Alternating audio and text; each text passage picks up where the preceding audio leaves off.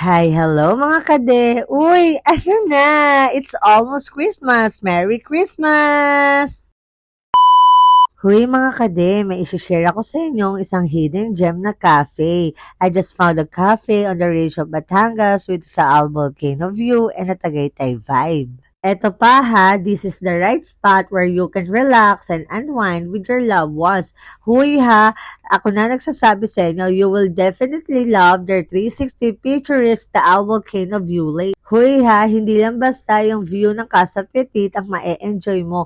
Ako na nagsasabi sa'yo na ma-enjoy mo ang mga pagkain na offer nila tulad ng pasta at mga pastries.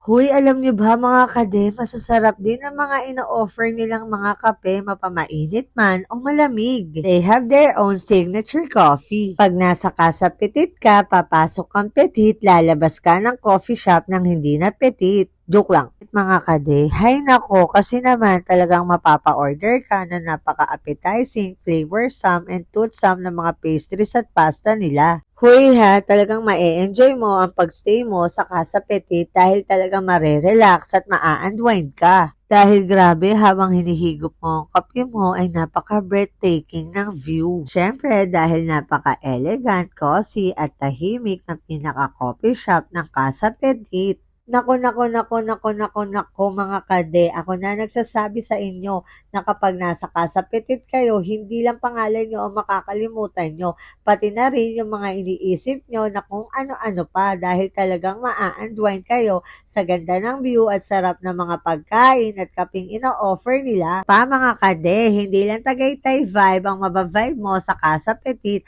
pati na rin ang American vibe. Mga kade, hindi lang mga matatandang tulad ko ang mag-e-enjoy sa Casa Petit, pati na rin ang mga bata. Pwede silang magtatakbo at maglaro-laro sa outdoor area ng Casa Petit. Ang ganda rin panoorin ng sunset sa Casa Petit. Siyempre, meron rin sila mga non-caffeine drinks. Yung mga kade, matatagpuan ang Casa Petit sa Nangkaan, Mataas na Kahoy, Batangas. Kaya ano na, tara na at magkape sa Casa Petit. Yun lang. Salamat. Bye.